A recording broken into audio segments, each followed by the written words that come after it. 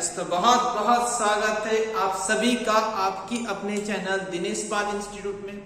तो बेटा आज हम डिस्कस करने वाले हैं क्लास 11th फिजिक्स का चैप्टर नंबर 10 जिसका नाम है mechanical property of fluid.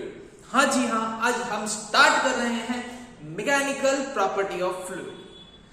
Fluid क्या होता है? तो जो चीजें बह सकती है सॉलिड को छोड़ के क्या होता है, बाकी सारी चीजें फ्लूइड। तो दो स्टेट हमारे पास एग्जिस्ट करती है, एक होता है लिक्विड और एक होता है गैस। लिक्विड भी फ्लूइड है और गैस भी फ्लूइड है। बस इस चैप्टर में हम आइडियल फ्लूइड के बारे में बात करेंगे। तो आइडियल फ्लूइड क्या होता है? आइडियल फ्लूइड मतलब वो फ्लूइड जिसके अंदर कॉम्प्रेसिबिलिटी कॉम्प्रेस ना हो सके, दब ना सके। तो गैस कंप्रेस हो सकता है, तो गैस आइडियल फ्लूइड नहीं बट फ्लूइड है, आइडियल फ्लूइड नहीं है। लिक्विड जो होता है वो कंप्रेस इजीली नहीं होता है, तो इसीलिए हम कहते हैं उसे आइडियल फ्लूइड। तो आइए आज हम डिस्कस करते हैं सबसे इंपॉर्टेंट क्वेश्चन पे जिसका नाम है पास्कल्स लॉ।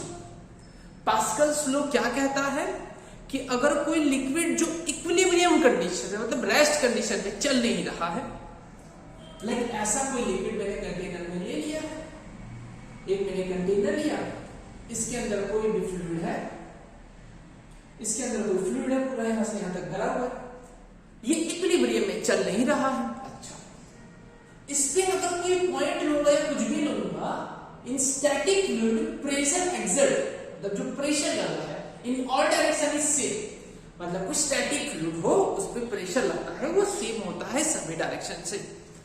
आइए तो हम यहाँ पे एक ट्रायंगुलर प्रिज्म टाइप की एक बॉडी एज्यूम करते हैं। ऐसे रियलिटी में ऐसे है ये, ऐसे ऐसे ऐसे है, नीचे से सरफेस, इधर से सरफेस और इधर से सरफेस। पर सिंपलिसिटी के लिए मैंने यहाँ पे ऐसा बना दिया। देन अच्छा, ये जो है वो इक्विलिब्रियम में है। इक्विलिब्रियम मतलब ना ये नीचे जा रहा है ना ये ऊपर जा रहा है। अच्छा जी सर, ओके। तो यहां पे इधर से फोर्स लग रही है Fa, इधर से फोर्स लग रही है Fb और इधर से फोर्स लग रही है Fc। अच्छा ओके, कोई दिक्कत नहीं। कोई भी एंगल को आप थीटा मान लो। लेट मैंने इसे थीटा मान लिया। क्या मान लिया? थीटा। तो फोर्स इधर लग रही है ऐसे, तो Fc के दो कंपोनेंट निकलेंगे। ये वाला हो जाएगा Fc cos थीटा और ये वाला हो जाएगा Fc sin थीटा। बोलो इतने में कोई कंफ्यूजन? नीचे से लगी F, इधर से लगी Fb, ऊपर से लगी Fc sin थीटा और यहां से लगी Fc cos थीटा। अच्छा, बट इक्विलिब्रियम में कंडीशन में ना, कौन सी कंडीशन में? इक्विलिब्रियम में कंडीशन में। जब इक्विलिब्रियम कंडीशन में है तो x में लगने वाली फोर्स 0 और y में लगने वाली force 0। Sigma fx is equal to 0। Sigma fx अगर 0, एक सेकंड, हाँ जी, अच्छा, सिग्मा fx 0 हो मतलब x में ये वाली फोर्स, मतलब कह सकता हूं fb is equal to fc cos theta. Okay जी। और sigma fy is equal to 0 which implies fa is equal to fc sin theta.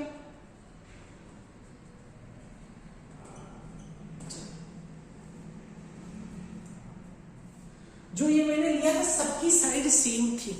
कैसे थी? सबकी साइड सेम। अच्छा, इसका जो वेक्टर था एरिया वेक्टर, उसे मैंने कह दिया AA, इसका एरिया वेक्टर को मैंने कह दिया AB, और ये उसी तरीके से इसका एरिया वेक्टर हो गया AC। मैं यहां पर डिजाइन बना देता हूं। AA, AB और ये हो गया AC।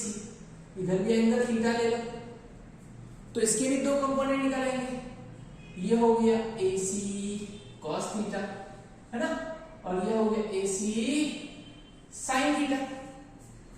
तो ये दोनों सेम हो जाएंगे। AA is equal to AC sin theta और AB is equal to AC cos theta. बोलो डन। ओके, मुझे निकालना है pressure A, P A, pressure on side A, मतलब क्या हो जाएगा F A divided by A A. Okay जी, P B, pressure at point B निकालना है, तो क्या हो जाएगा F B divided by A B. Okay sir, अब क्या करें, तुम्हारे पास सबकी वैल्यू है, एफ ए की जगह पे क्या लिख सकता हूं, और अगर मुझे पीसी निकालना हो, क्या निकालना हो पीसी, तो मैं क्या कर सकता हूं F C divided by A C. Done, force upon area, force upon area, force upon area. इसका फोर्स, इसका एफ ए की वैल्यू कुछ है मेरे पास, एफ सी साइन थीटा, और ए ए की वैल्यू मेरे पास कुछ है, A A is equal to A C sine theta. Sine theta कर गया, एफ सी अपॉन ए सी क्या होता है पीसी, और एफ पी की वैल्यू क्या है एफ सी कॉस थीटा, और ए बी की वैल्यू क्या है A C cos theta, cos theta cut गया, F C upon A C P C. मतलब देखने में मुझे इतनी चीजें समझ में आ रही है कि तुम्हारा पीए जो है वो किसके बराबर है, पीसी के बराबर है, और पीबी भी किसके बराबर है, PC. That means PA is equal to PB is equal to PC. Hence, this static fluid pressure in all directions are same for static fluid. Okay? अब next question की ओर बढ़ते हैं। Take a screenshot. चलिए, question number 2, variation of pressure due to depth. अच्छा, मतलब एक fluid के अंदर मैं कुछ गहराई में जाऊंगा तो उसके अंदर कितना प्रेशर में इंक्रीज होगा या डिक्रीज होगा। तो रियलिटी ये है कि मैं फ्लूइड के अंदर नीचे जाऊंगा तो प्रेशर बढ़ने वाला है, क्योंकि मेरे ऊपर फ्लूइड आ जाएगा तो वो उसका भारीपन मेरे ऊपर महसूस होगा, तो प्रेशर बढ़ेगा। इतनी बातों से एग्री करते हो ना। आइए देखते हैं, कैलकुलेट करते हैं। तो मैंने कैसे कंटेनर लिया, डन, यहां ऐसे फ्लूइड पूरा भरा हुआ है यहां से लेके यहां, तो ये पूरा से फ्लूइड से दिखाऊंगा नहीं ऐसे, आप पेंसिल से एकदम लाइट शैडो कर देना इसको बस। अच्छा, यहां से कैसे, ऊपर ये एक पॉइंट है ए पॉइंट, जिसपे ऊपर से प्रेशर लग रहा है एटमॉस्फेयर का, कि भाई एटमॉस्फेयर से दबा रहा है ऐसे। कितना प्रेशर होता है एटमॉस्फेरिक प्रेशर, पीए। अच्छा, यहां पे है अंदर एक फ्लूइड है, मुझे इस पॉइंट पे पहुंचा बी पॉइंट, जो कुछ गहराई नीचे है। कितनी गहराई नीचे है, एच जितना नीचे। मैंने यहां पे इमेजिनरी कॉलम एज्यूम की ऐसे, इमेजिनरी, ठीक है, जिसका जो एरिया है वो ए है और हाइट कितनी है एच। अब ये फ्लूइड इक्विलिब्रियम में है, मतलब ये जो बॉडी है, वो जो पार्टिकल है यहां पे, वो इसी जगह पे रेस्ट में है, मतलब point B in equilibrium condition. मतलब इस पे इसका एरिया ए, मतलब इसमें लगने वाली नीचे वाली फोर्स और ऊपर वाली फोर्स सेम है। नीचे लग रही फोर्स F1 और ऊपर लग रही फोर्स F2। मतलब point B in equilibrium condition, that's why F1 is equal to F2। मुझे प्रेशर निकालना है, प्रेशर मतलब क्या होगा F by A, force upon area. But force कितनी लग रही है, ऊपर से लगने वाली फोर्स, ये फोर्स को F कह दो और इस फोर्स को F डैश कह दो। तो मुझे F, इसको F कह दो और इसको F डैश कह दो। F डैश मुझे निकालना है, F डैश कितना है। तो ध्यान से देखिएगा, यहां से एटमॉस्फेयर भी प्रेशर लगा रहा होगा, ये ऐसे कह दूं कि ये पॉइंट भी प्रेशर लगा रहा होगा, ऊपर फोर्स लगा रहा होगा। तो ये फोर्स को मैं कह दूंगा F A। मैंने क्या बोल दिया, F A। रियलिटी में क्या होता है कि इस जगह पे जो प्रेशर लग रहा है वो क्या होता है, at point A, at point A PA is equal to A divide by A. P A क्या है बेटा? Atmospheric pressure. F A divide by A force exert by the atmosphere. यहां मिल गया मुझे। ओके, ये तुम्हारा हो गया पी एटमॉस्फेरिक प्रेशर। अच्छा, ये बी पॉइंट में, तो बी पॉइंट में जो फोर्स है दूसरे ने कह दिया एफ डैश, और ये कितना लग रहा है? तो ये जो फोर्स होगी ना, ये इसकी फोर्स प्लस इसका वेट, मतलब एफ ए तो लग रहा था प्लस इसका भारीपन भी तो महसूस हो रहा होगा। कितना होगा? m into g. ओके जी, F A plus m into g. m कितना होगा? Mass, density into volume. Mass मतलब क्या होता है बेटा? Density into volume. रख दो, डेंसिटी वॉल्यूम और जी। वॉल्यूम कितना होगा? Area into height, area into height. Density volume की जगह पे area into height into g. F मुझे मिल गया। अगर मुझे प्रेशर निकालना हो कि बी पॉइंट पे कितना है, pressure at point B, P B क्या हो जाएगा? Force upon area. Force upon area. Force कितनी लग रही है? F A plus rho g h A, या rho A g h, rho A g h divide by A. दोनों तरफ ए स्प्लिट कर दो, हो गया F A by A plus rho g h A by A cut गया। ये क्या हो गया? टी ए, और ये क्या हो गया? रो जी एच। ऊपर लगने वाली फोर्स एफ पी ए थी, और ये कौन सी फोर्स होगी? Rho g h, additional force, इतनी एक्स्ट्रा लगी है ना। तो इसको यहां पे ले लो, P B minus P A is equal to rho g h. ये एडिशनल प्रेशर है जो पानी की वजह से लगी। इतना साइज का कॉलम, एच हाइट का कॉलम कितना प्रेशर लगा सकता है? रो उसकी डेंसिटी, जी मतलब ग्रेविटेशनल एक्सेलरेशन, और एच उसकी हाइट। जितना अंदर जाओगे एच की वैल्यू बढ़ेगी, प्रेशर बढ़ेगा। मतलब जितना अंदर जाओगे उतना ज्यादा प्रेशर लगेगा। और डेंसिटी, जितना भारी लिक्विड होगा तो उतना प्रेशर बढ़ेगा।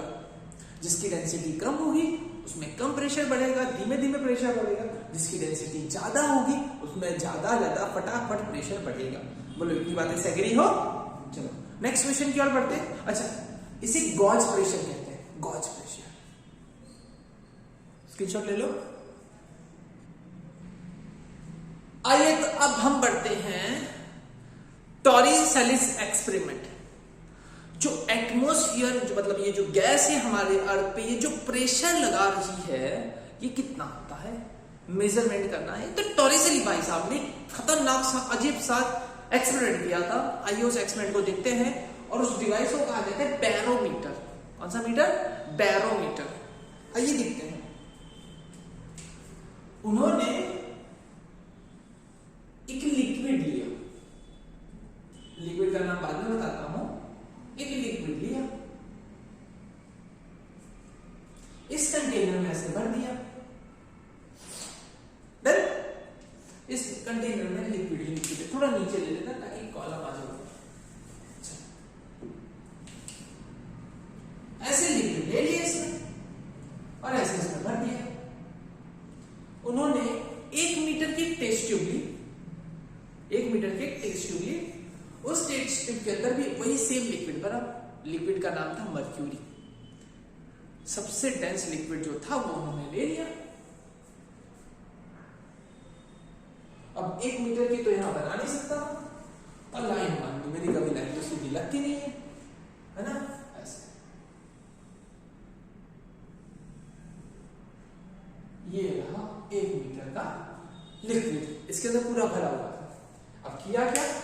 मान लो ये है टेस्ट ट्यूब है, इसके अंदर ऐसे मर्क्यूरी भरा पूरा ऊपर से, इसको ऐसे थंब से ऐसे बंद कर दिया और ऐसे लेके गए यहाँ पे, ये पूरा मर्क्यूरी से भरा हुआ था, ऐसे ऐसे गए डुबो दिया, ऐसे इन्होंने ऐसे डुबो दिया और छोड़ दिया।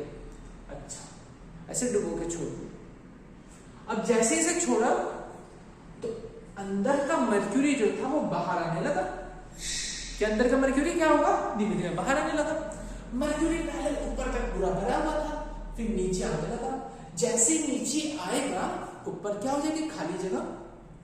मर्क्यूरी सिर्फ यहाँ, अच्छा मुझे ये सवाल बताओ कि मर्क्यूरी पूरा खाली हो जाएगा, आधा खाली होगा, कि अंदर कुछ भी नहीं खाली होगा? तो आंसर ये है कि होना चाहिए से पूरा खाली हो जाता। अगर आपने छोटा सा भी एक होल कर दिया था ना, यहाँ पे छोटा सा भी होल, तो ये पूरा मर्क्यूरी अंदर चला जाता।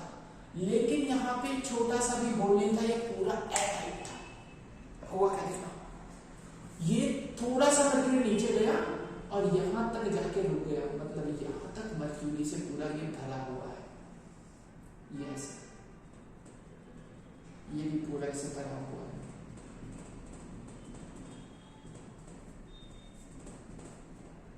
ये पूरा ऐसे भरा हुआ है मर्क्यूरी से, तो थोड़ा ही नीचे क्यों गया, इतना ही क्यों गया, सब पूरा क्यों नहीं खाली होगा? रीजन ध्यान से सुनो। जैसे ही नीचे आया, यहाँ पे जगह हो गई खाली। खाली जगह मतलब फ्री स्पेस, फ्री स्पेस मतलब वैक्यूम। अब वैक्यूम जो इसे नीचे जाने नहीं दे रहा था। अब कहने को तो एनसीईआरटी कह देती है कि यहाँ पे फ्री स्पेस से वैक्यूम है, बट सरासर गलत है। अब होगा क्या होता है, हाँ यहाँ पे near to pressure tends to zero होगा।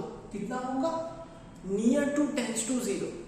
बट होता क्या है कि यहाँ पे जो सरफेस पे कुछ मर्क्यूरी के मॉलिक्यूल्स होंगे ना, वो इधर भाग जाएंगे।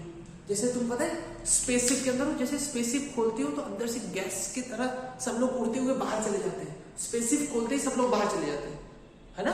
तो क्यों चले जाते हैं? बाहर फ्री स्पेस है, खाली जगह। यहां पे है मैटर है, तो ये मैटर यहाँ पे उड़ता हुआ चला जाएगा। मतलब यहाँ पे रियलिटी में मर्क्यूरी वेपर होगा, यहाँ पे थोड़ा बहुत मर्क्यूरी वेपर होगा, बट सिंपलिसिटी के लिए एनसीईआरटी के हिसाब से pressure tends to zero, near to zero और इक्वल टू जीरो भी कह रखा है इन्होंने। ठीक है, कोई नहीं। एज यू नो, जहां तक आपको स्टोरी पता है कि कोई भी लिक्विड एक दूसरे से अगर कनेक्टेड है ना, कोई भी लिक्विड एक दूसरे से नीचे से कनेक्टेड है, तो सेम हॉरिजॉन्टल लेवल पे अगर एक सेम हॉरिजॉन्टल लाइन मारो, लाइन बनना आना चाहिए, सेम हॉरिजॉन्टल लाइन मारोगे तो ये लाइन पे जितने भी पॉइंट आएंगे उनका प्रेशर सेम होता है। एग्री? ये था, तो यही कॉन्सेप्ट को मैं यहां पे यूज करूंगा। देखिएगा यहां पे एक मैंने पॉइंट लिया ए और एक पॉइंट लिया बी, ये पॉइंट है बी। इस पे कौन प्रेशर लगा रहा है, तो इन्होंने क्या किया, एटमॉस्फेयर, और इस पे कौन प्रेशर लगा रहा है, तो ये कॉलम। मैं दोनों प्रेशर अलग अलग निकालूंगा। मैंने पूछा pressure at point A, at point A P A कितना आएगा, एटमॉस्फेरिक प्रेशर, कोई नहीं, अरे कोई नहीं, एट पॉइंट बी क्या आएगा, पीबी। कौन लगा रहा है, मर्क्यूरी कॉलम। मर्क्यूरी कॉलम का जो होता है वो कॉलम की वजह से प्रेशर कितना, इसके पहले वाले थियरी में पढ़ा ना भी, क्या था, रो जी एच। अरे यार कोई लेक्चर खत्म नहीं होता जब तक मार्कर दे देना, rho g h. As you know, same horizontal level pressures are same. That's why PA is equal to PB and PA की वैल्यू PA है और इसकी वैल्यू रो जी एच है। आपको कितनी चीजें पता है, मर्क्यूरी की जो डेंसिटी हो, कितनी चीजें पता है, मर्क्यूरी की डेंसिटी आपको पता है 13.6 kg पर, 13.6 into 10 raised to 3 केजी पर मीटर क्यूब। ये किसकी डेंसिटी है? मर्क्यूरी की। अच्छा, ये जो हाइट आई, ये थी 76 सेंटीमीटर, मतलब 24 सेंटीमीटर खाली हो गया। 76 सेंटीमीटर मतलब 0.76 मीटर। जी की वैल्यू होती है 9.8 मीटर पर सेकंड स्क्वायर। ये सारी वैल्यू यहाँ पे रखोगे, ये तीनों का मल्टीप्लिकेशन करोगे 1.013 इंटू 10⁵ पास्कल आएगा, नियर टू जो किसके बराबर है बेटा? 1 atm के बराबर है। बोलो क्लियर है? ये था तुम्हारा बैरोमीटर। स्क्रीनशॉट ले लो बेटा। तो आइए बढ़ते हैं आप का हमारा नया क्वेश्चन मैनोमीटर के टॉपिक पे। तो मैनोमीटर एक डिवाइस है जिसकी मदद से हम प्रेशर निकाल सकते हैं कि बॉडी जो भी है तुम्हारे पास फ्लूइड, इसके पास प्रेशर कितना है। बट कंडीशन ये है कि जो भी फ्लूइड का आप क्या निकालना चाहते हो? प्रेशर निकालना चाहते हैं, वो फ्लूइड और ये फ्लूइड दोनों अलग होने चाहिए, नहीं तो जाके मिल जाएंगे इसके अंदर। अच्छा, अब कैसे? एक मैंने ऐसे यूट्यूब ले लिया है। यूट्यूब मतलब जहां पे आप मेरा वीडियो देख रहे हो वो वाला यूट्यूब नहीं, ये यूट्यूब लिया है मैंने। अच्छा, तो ये है एक डिवाइस, मतलब सिस्टम होगा, सिलेंडर होगा या कुछ भी होगा, उसमें से एक नोजल मैंने यूट्यूब वाली जो एक ट्यूब की एंड में मैंने लगा रखा है यहाँ पे। अच्छा, जैसे ही मैं इस वाल्व को ओपन करूंगा यहां से ये गैस भागेगा। अच्छा, यहाँ पे एक फ्लूइड था, ये फ्लूइड पूरा इस तरीके से भरा हुआ था, यहां से लेके यहां तक ऐसे पूरा सेम लेवल पे भरा हुआ था, बिकॉज कोई तरफ से प्रेशर डिफरेंस तो था नहीं। पर जैसे ये वाल्व ओपन करूंगा, ये जो गैस होगी या एयर होगी या जो भी होगा, जो भी फ्लूइड होगा, वो इस फ्लूइड को नीचे की तरफ दबाएगा कि भाई तू नीचे चला जा। ये होगा H जितना नीचे जाएगा तो ये भी H जितना ऊपर चला जाएगा, है ना? चलो, अब ये फ्लूइड यहां पहुंच चुका है और ये यहां तक पहुंच चुका है। ओके, लेकिन मैंने क्या किया? मैंने टोटल इस डिफरेंस को मैंने कैपिटल H मान लिया। टोटल सिंपली कि इस एंड से उस एंड के बीच में जो हाइट का डिफरेंस है वो कितना है? Capital H। अच्छा, इस पॉइंट पे मैंने एक पॉइंट लिया जिसका नाम दिया मैंने A, और इस जगह पे मैंने एक पॉइंट लिया पॉइंट B। जो ये दोनों पॉइंट है वो सेम हॉरिजॉन्टल लेवल पे है। Point A and point B are in same horizontal level. That's why pressure at point A is equal to pressure at point B. आइए P और P निकालते हैं। PA क्या होगा? जो यहां से गैस प्रेशर लगा रहा है, कितना प्रेशर लगा रहा है? P। ये जो प्रेशर लगा रहा था वो P। ओके, ये प्रेशर एट पॉइंट B है। ये क्या होगा? यहां से जो पूरा लिक्विड भरा हुआ है, ये इसमें पूरा लिक्विड भर देते हैं ऐसे। चलो, ये जो पूरा लिक्विड भरा हुआ था इसका कितना होता है? रो जी एच। कितना होता है? रो जी एच। तो यहां पर रख देते हैं। और यहां पे एक और प्रेशर लग रहा था, वो कितना होगा? एटमॉस्फेयर का PA। तो ये क्या हो जाएगा पता है? ये हो जाएगा PA plus rho g H. कितना हो जाएगा? PA plus rho g H. तो इसकी जगह पे P और इसकी जगह पे कितना हो जाएगा? PA plus rho g H. हो गया डन। अगर मैं यहां पे इसको ओपन ना रख के बंद कर दूं मतलब यहां पे ऐसा कुछ है जो कितना प्रेशर लगा रहा है? P2। कितना प्रेशर लगा रहा है? P2। तो तुम्हारा PA की जगह पे क्या हो जाएगा? P2। तो यहां पे क्या आ जाएगा? P2। इसको मैंने क्या किया? P1। तो ये कितना हो जाएगा? P1। ये हो जाएगा P1। इसको इधर ले लो। P1 minus P2 is equal to rho g h. इसको कहते हैं हम गॉज प्रेशर। लेकिन हमें करना क्या है, इसके पहले जो लिखा था वही तुम्हारे टेक्स्ट बुक में है। ये है, ये ऐसे है और ये ओपन है, ये क्या है, पीए है, ये पी भाई तो पीए है, ये पी और ये कितना है, पीए है और ये नहीं है। डन, बोलो क्लियर है। ये था तुम्हारा बैरोमीटर, स्क्रीनशॉट ले लो। चलिए तो हमारे नेक्स्ट क्वेश्चन की ओर बढ़ते हैं, जो है equation of continuity. Equation of continuity उसके लिए है बेटा स्टेडी स्टेट फ्लूइड। मतलब स्टेडी स्टेट फ्लूइड मतलब ऐसा फ्लूइड, ये मान लो जैसे फ्लूइड बह रहा है, इधर पास पास में, फिर इधर फ्लूइड दूर हो गया, फिर इधर पास पास में आ गया। किसी भी जगह पे अगर टेंजेंट बना दो है, इधर का पार्टिकल होगा तो हमेशा ऐसे जाने की कोशिश करेगा और इधर का पार्टिकल हमेशा ऐसे जाने की कोशिश करेगा, टेंजेंट पे जाने की कोशिश करता है।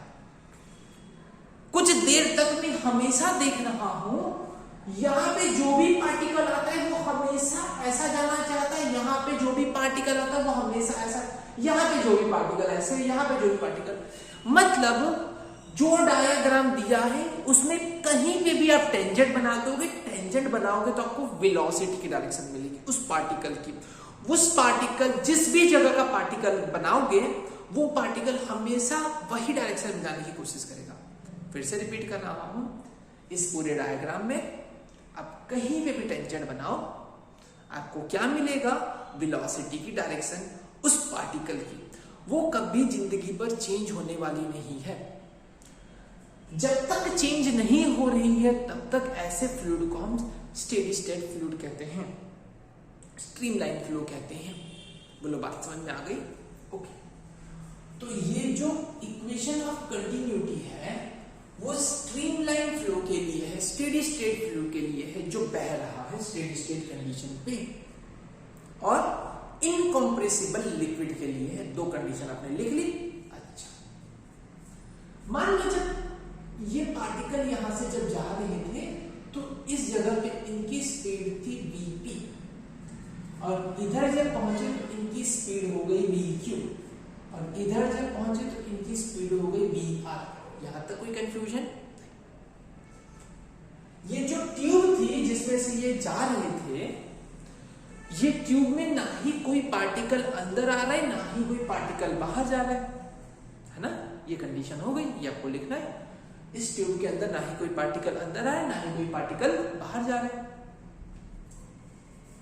अच्छा, अब जब पार्टिकल नहीं अंदर जा रहा है तो कंजर्वेशन ऑफ मास हुआ ना। क्या हुआ? कंजर्वेशन ऑफ मास, मतलब जितना मास यहाँ पे एंटर हुआ होगा उतना ही मास यहाँ से भी जाएगा और उतना ही मास वहां से भी जाएगा इन सेम टाइम। बात समझ में आई? अच्छा, तो मैं एक जनरल फॉर्मूला लिखता हूं मास का। मास मतलब हो जाता है डेंसिटी इनटू वॉल्यूम। अच्छा जी, डेंसिटी तो इसकी चेंज होने वाली नहीं, वॉल्यूम। वॉल्यूम मतलब क्या होता है कि कितना लिक्विड अंदर आया, वो भी कांस्टेंट होता है। जैसे मास कांस्टेंट है ना, मास सेम है, वैसे ही वॉल्यूम भी कांस्टेंट। देखो मास कांस्टेंट है, जितना मास यहाँ पे उतना ही मास यहाँ जाएगा, उतना ही मास यहाँ पे जाएगा। अगर डेंसिटी भी कांस्टेंट है, मास कांस्टेंट, डेंसिटी कांस्टेंट, तो वॉल्यूम भी क्या हो जाएगा? कांस्टेंट। इतना वॉल्यूम का लिक्विड अंदर आएगा, यहां से यहां से यहां से जाएगा। Volume is equal to area into distance. इतने एरिया से इतने डिस्टेंस तक लिक्विड चला। Distance is equal to speed into time. कह सकता हूं इतने स्पीड का लिक्विड इतना टाइम चलेगा तो इतना डिस्टेंस ट्रैवल करेगा। बोल बेटा बात समझ में आई? ओके, तो यहां पे रख देता हूं density, area, velocity and delta T. ये हो गया फॉर्मूला जनरली मास का। अगर मुझे इस जगह से कितना मास एंटर हुआ एनपी निकालना हो तो मैं क्या करूंगा? डेंसिटी कितने एरिया में से गया, एपी, कितनी स्पीड से गया, बीपी, कितने टाइम के लिए, डेल्टा टी टाइम के लिए। मैं निकाल लूंगा mq कितनी डेंसिटी का, रो डेंसिटी का, कितने एरिया में से, aq एरिया में से, कितनी स्पीड से, vq स्पीड से, कितने टाइम में, डेल्टा टी टाइम में। स्वाहा। अब यहां पे निकालेंगे हम mr। ये बच्चा mr निकाल तो डेंसिटी कितने एरिया में से, ar एरिया में से, कितनी स्पीड में, vr स्पीड में, कितने टाइम में, डेल्टा टी टाइम में। But here both masses are same. mp is equal to mq is equal to mr. Put this value here, rho ap vp delta t, rho aq vq delta t is equal to rho ar vr delta t, t t t सा रो रो रो सा। इन दोनों को compare करोगे तो ap is equal to vp, aq is equal to vq, ar is equal to vr. That means अगर मैं कोई ऐसा ले लूं जनरल इक्वेशन, ऐसे छोटा बड़ा लेना थोड़ा ज्यादा, ऐसे a1 area, a2 area, v1 speed, v2 speed. अगर मैं इसके लिए इक्वेशन लिखना चाहूं तो क्या लिख सकता हूं बेटा, a1 v1, ap vp, aq vq, ar vr। a1 v1 is equal to a2 v2, मतलब av is equal to constant. क्या हो जाएगा जनाब, av is equal to constant. यहां पे ये लिख सकते हैं av is equal to constant, equation of continuity. चलो ये देख लो। चलिए आइए तो बढ़ते हैं सबसे खतरनाक क्वेश्चन की और सबसे इंपॉर्टेंट क्वेश्चन है। हाँ जी, सबसे इंपॉर्टेंट क्वेश्चन है बर्नौली इक्वेशन की ओर। और स्कूल में वगैरह हर जगह पे सबसे ज्यादा यही क्वेश्चन पूछा जाता है, बर्नौली इक्वेशन। एकदम इजी वाला है, एकदम ऐसे करा दूंगा ना कि एक बार में आ जाएगा। देखो बर्नौली इक्वेशन, ये ट्यूब है, यहां से लेके यहां तक। ट्यूब कहां से जा रही है, यहां से लेके यहां तक। इसके अंदर एक फ्लूइड जा रहा है, ऐसे क्या जा रहा है, फ्लूइड जा रहा है। अब फ्लूइड बताना नहीं, इतना ज्यादा बताओगे तो फिर डायग्राम कंफ्यूज आ जाएगा ना, बिगड़ जाएगा। अच्छा तो क्या करें, 1 से 2 पे जा रहे हैं। ये जो हाइट है यहाँ पे फ्लूइड की, ये h1 हाइट है और यहाँ पे कितनी है, h2 हाइट है। यहां से फ्लूइड ऐसे जा रहा है इधर, इस जगह पे प्रेशर ज्यादा है और इस जगह पे प्रेशर कम है। Fluid high pressure to low pressure जाएगा, that means P1 is greater than P2। Agree? यही कंडीशन दिमाग में सेट करके चलना। यहां पे प्रेशर कम होगा तो लिक्विड वापस नीचे आ जाएगा, high pressure to low pressure जाता है। अच्छा, यहां पे जो एरिया था वो A1, स्पीड थी वो V1। अच्छा जी, इसको थोड़ा साइड में डाल देते हैं। हाँ, यहां पे था एरिया A2, स्पीड थी V2। यहां जैसे लिक्विड एंटर हुआ, इसने कुछ d1 जितना डिस्टेंस ट्रैवल किया, वही लिक्विड यहां पे पहुंचा, सेम टाइम में उतना यहां पे भी लिक्विड चला। d1 जो होगा t1, speed into time, v1 delta t, और यहां पे जो d2 होगा वो होगा v2 डेल्टा t। इतनी स्पीड में इतने टाइम तक इतना लिक्विड, इतना डिस्टेंस ट्रैवल किया। इतने स्पीड में इतने टाइम में इतना डिस्टेंस ट्रैवल किया, किसने, फ्लूइड ने। अच्छा, यहां पे हम ये करने वाले हैं, हम लगाने वाले हैं work energy theorem. Bernoulli equation में रियलिटी में लगाया गया है work energy theorem. Work energy theorem मतलब work done is equal to change in kinetic energy plus change in potential energy. Work done is equal to change in kinetic energy plus change in potential energy. ठीक है, work done is equal to change in kinetic energy plus change in potential energy, ये चीज हम करने वाले हैं। अच्छा, पहले मैं निकालूंगा वर्क। ध्यान से देखिएगा मैं क्या कॉन्सेप्ट लगा रहा हूं। यहां से लेके यहां तक फ्लूइड भरा हुआ था। जैसे ही मैंने बाहर से P1 प्रेशर लगा के अंदर लिक्विड को धकेला, मैंने किया work done on fluid, work done on fluid. मैंने फ्लूइड पे वर्क किया जिसको नाम दिया मैंने W1। यहां पे work done is equal to होता है फोर्स इनटू डिस्प्लेसमेंट, है ना। Work done is equal to क्या होता है, फोर्स इनटू डिस्प्लेसमेंट। जो फोर्स होता है उसका फॉर्मूला होता है pressure into area, because force is equal to क्या, प्रेशर इज इक्वल टू क्या होता है F बाय एरिया ना। तो एरिया को मैंने यहां भेज दिया, तो force is equal to pressure into area. और डिस्प्लेसमेंट होता है स्पीड इनटू टाइम, यहां लिख रखा है फोर्स 1 डिस्प्लेसमेंट 1। फोर्स 1 की जगह पे हो जाएगा P1 A1, D1 की जगह पे क्या हो जाएगा V1 delta T, V1 delta T। Then अच्छा जी,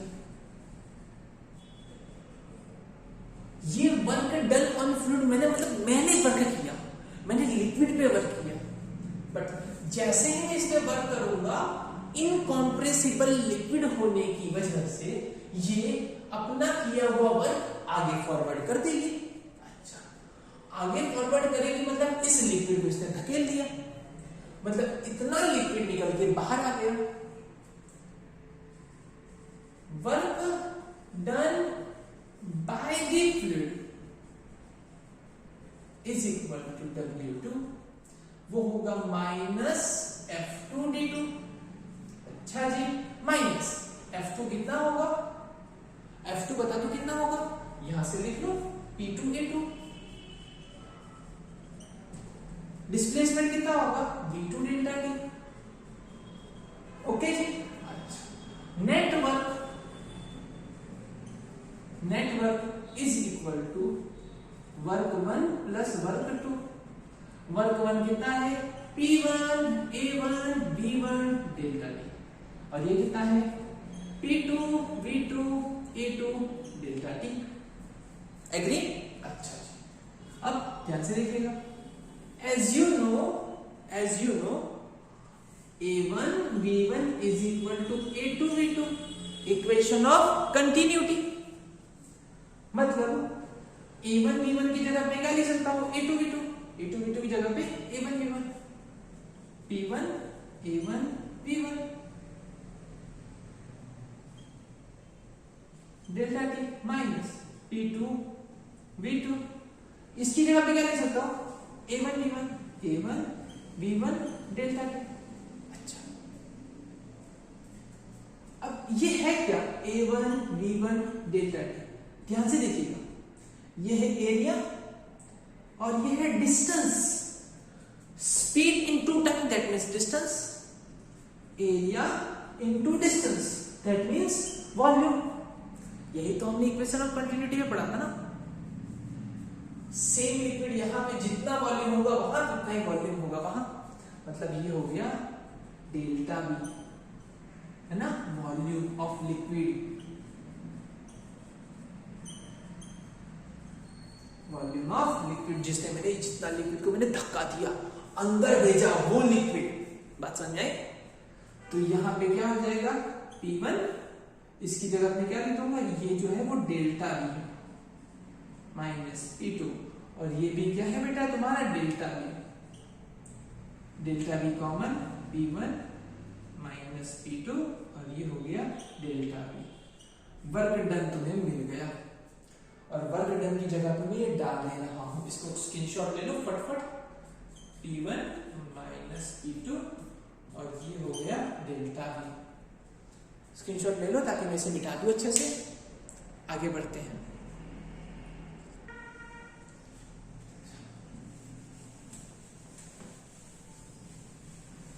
अब हम निकालते हैं change in kinetic energy, change in potential energy. फिर सबको कंपेयर करेंगे, वैल्यू रखेंगे। चेंज इन काइनेटिक एनर्जी मतलब final kinetic energy minus initial kinetic energy. Final minus initial मतलब 2 माइनस 1। अच्छा, स्पीड कितनी होगी लिक्विड की? v2 minus half m v2 square minus कितनी थी v1 half m v1 square. Done. अच्छा, m कॉमन निकाल लीजिए, m हाफ है ना। अच्छा, एक काम करिए, निकालते नहीं कॉमन, अभी m की वैल्यू रखते हैं। जैसे मास है ना, मास मतलब क्या होता है? Density into volume. अच्छा, डेंसिटी इनटू वॉल्यूम। वॉल्यूम मैंने कितना ऐड किया है यहाँ पे? कितना वॉल्यूम मैंने लिखा है? Delta V। डेल्टा V वाला लिक्विड धीमे धीमे धीमे V1 स्पीड से कहां पे पहुंचेगा? V2 स्पीड में। ओके। अच्छा, तो इसकी जगह पे हम लोग क्या कर सकते हैं? Rho delta V, rho delta V V2 square minus rho delta V V1 square. Delta V common निकालना। Delta V common 1/2 rho V2 square minus 1/2 rho V1 square. ये हो गया change in kinetic energy. Now अब मैं निकालता हूं change in potential energy.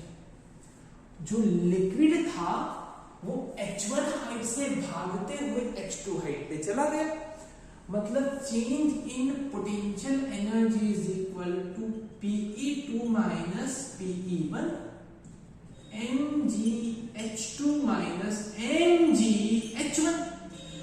m की जगह पे क्या डाल दोगे बेटा? Rho delta V। तो ये rho delta V GH2 minus rho delta V GH1। Delta V common rho GH2 minus rho GH1। अच्छा जी, डेल्टा PE। अब इसका भी स्क्रीनशॉट ले लो, फिर हम सबकी वैल्यू रख देते हैं। बोलो क्लियर है? अच्छा,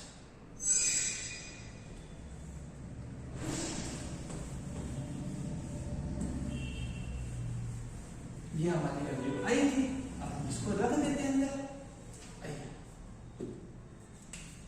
वर्क एनर्जी थ्योरम के हिसाब से work done is equal to change in kinetic energy plus change in potential energy होना चाहिए था।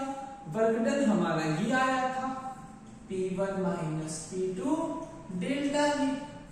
चेंज इन काइनेटिक एनर्जी ये आई थी delta V 1/2 rho V2 square minus रो V1 स्क्वायर। डन। और चेंज इन पोटेंशियल ये आया था प्लस डेल्टा V रो GH2 minus rho GH1। आइए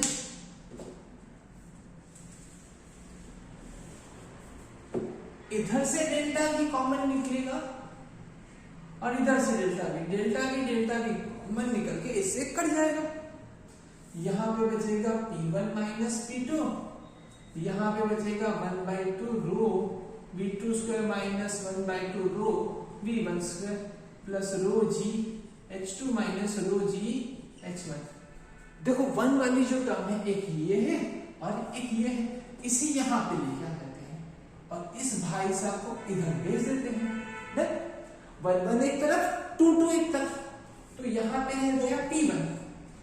भाई तू इधर आ जा तो तू प्लस हो जाएगा रो V1 स्क्वायर। तू भी इधर आ जा तो तू हो जाएगा रो GH1।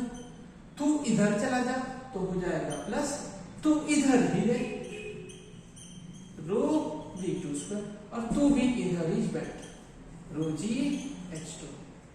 जैसे आपने लिखा था A1V1 is equal to A2V2, याद है A1V1 is equal to A2V2, तो मैंने क्या लिखा था AB is equal to constant, तो यहाँ पे P1 is equal to P2, ये देखो सब सेम टू सेम है, तो मैं लिख दूंगा P प्लस हाफ, P मतलब प्रेशर, ये काइनेटिक एनर्जी जैसा ही है पर n की जगह पे रो v स्क्वायर, ये पोटेंशियल एनर्जी जैसा ही है बट n की जगह पे rho g h is equal to constant.